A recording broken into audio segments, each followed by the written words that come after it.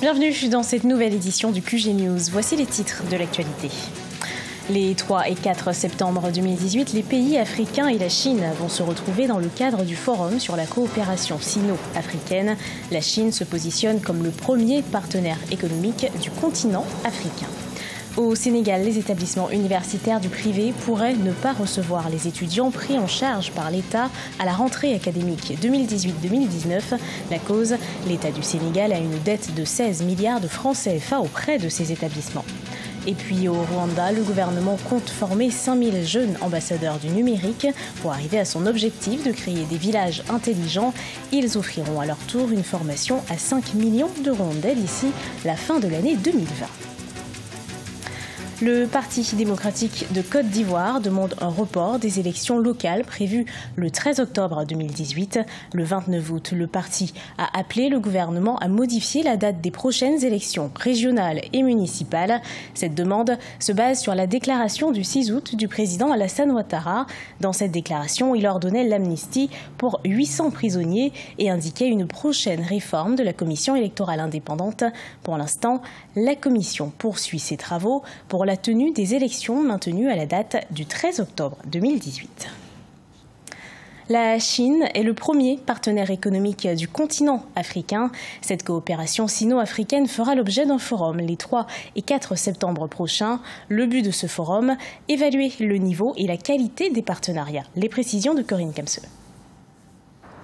À Beijing, les 3 et 4 septembre 2018, les pays africains et la Chine vont se retrouver dans le cadre du Forum sur la coopération sino-africaine, une plateforme de concertation initiée en octobre 2000. Ce forum permet surtout d'évaluer le niveau et la qualité de la coopération entre ses partenaires, comme le souligne le président rwandais Paul Kagame. À Beijing, il s'exprimera aussi en sa qualité de président en exercice de l'Union africaine. Le Forum de coopération Afrique-Chine est un très bon forum dans lequel nous pouvons discuter de ce que nous sommes capables de faire ensemble et de domaines qu'il faut davantage explorer. C'est aussi l'occasion d'examiner ce qui a été fait et de voir comment améliorer nos actions. Il est intéressant que nous puissions progresser dans le cadre de cette coopération et la renforcer en exploitant toutes les opportunités offertes par cette relation. Pour le président libérien George Weah, qui prendra part pour la première fois au Forum de Beijing, il est question de renforcer l'existant en matière de coopération sino-africaine tout en explorant de nouvelles pistes. Je pense que ma responsabilité en tant que président est de renforcer ce qui existe déjà. Nous voulons grandir en tant que partenaire à des fins de développement. Et ce que nous apportons au sommet de Beijing, c'est une proposition et comment nous pouvons travailler ensemble grâce à cette relation avec la Chine. La Chine se positionne désormais comme le premier partenaire économique du continent africain. Ses investissements directs en Afrique étaient estimés à 25 milliards de dollars en 2013, soit une augmentation de 92% par rapport à 2010. En termes de qualité, les autorités africaines estiment que cette coopération doit davantage permettre une transformation structurelle du continent. Au Sénégal, le maire de Dakar, Khalifa Sall, a été condamné ce jeudi 30 août 2018 en appel à 5 ans de prison pour détournement de fonds publics. C'est un coup dur pour cet opposant au président Macky Sall. Cette condamnation l'empêche de briller la mandature suprême en 2019.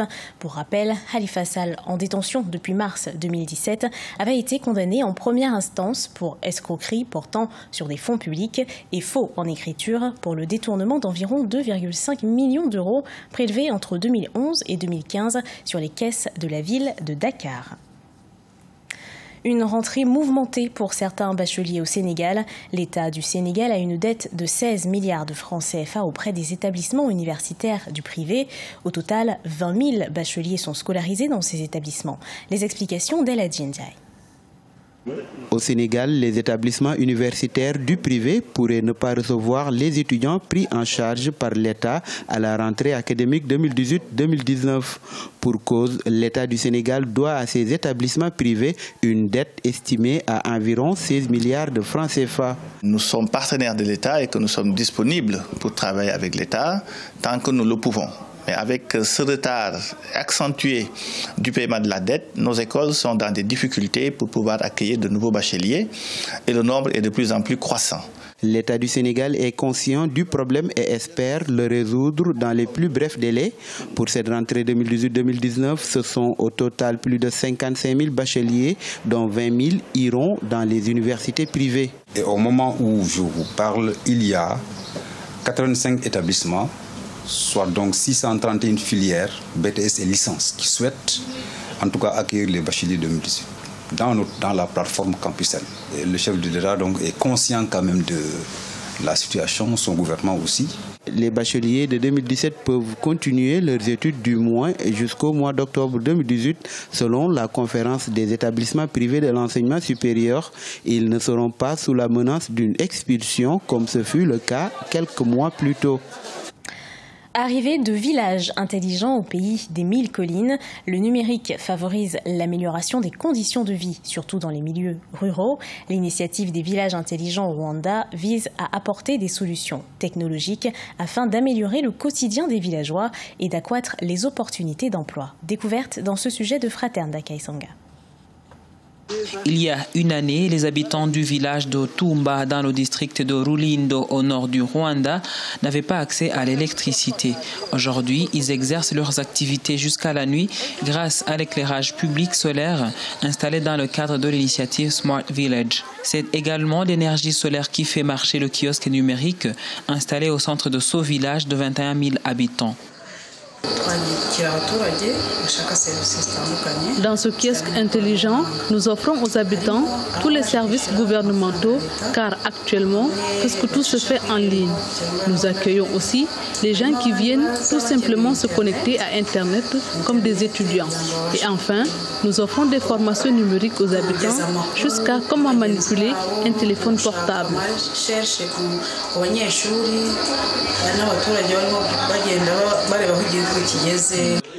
Depuis le lancement de ce centre en septembre 2017, plus de 16 000 services ont été fournis et plus de 200 personnes ont été formées à l'alphabétisation numérique, dont 86 en inclusion financière et utilisation d'appareils numériques. Je travaille dans des instances de base des services et je suis plus efficace dans mon travail qu'auparavant. Aujourd'hui, je le fais instantanément grâce à la connexion Internet. Pour arriver à son objectif de créer des villages intelligents, le gouvernement rwandais compte former 5 000 jeunes ambassadeurs du numérique qui offriront à leur tour une formation à 5 millions de Rwandais d'ici la fin de l'année 2020. C'est un genre musical national supra-ethnique en Côte d'Ivoire. Il s'agit de la musique zouglou. Elle a révélé de nombreux talents à l'instar de l'artiste Yabongo Lova. Il aborde dans ses chansons des sujets liés à la société. Un portrait signé Ange Bijouno Magno. Créé dans les années 90 par des étudiants qui réclamaient de meilleures conditions de vie, le zouglou fait partie aujourd'hui de l'identité culturelle de la Côte d'Ivoire. Zouglou est un mot inventé par ces derniers pour décrire une manière particulièrement excentrique de danser et se distingue par son utilisation de l'argot parlé dans les rues du pays. Cette musique a révélé de nombreux talents, à l'instar de l'artiste Yabongo Lova. On s'ennuie tellement qu'on attend un buzz pour se distraire. Le zouglou, c'est d'abord pour commencer l'identité culturelle de notre pays, la Côte d'Ivoire.